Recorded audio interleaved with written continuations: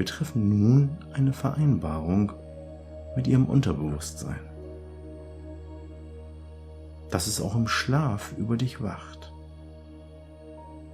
Immer, wenn sich in Zukunft Ihre Muskulatur so sehr entspannt, dass Sie laute Atemgeräusche produzieren oder sich gar Ihre Atemwege verengen, wird Ihr Unterbewusstsein jede Funktion Ihres Körpers und Ihrer Muskulatur übernehmen.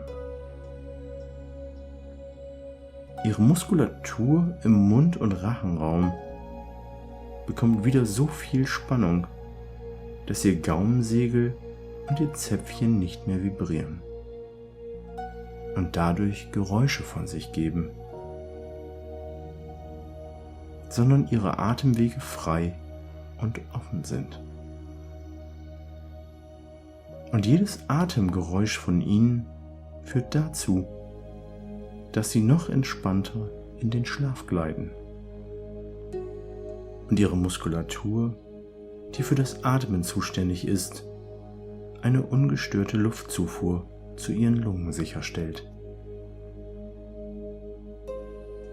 Und je mehr Ihre Lungen wieder mit Sauerstoff geflutet werden, desto leiser wird das Schnarchen.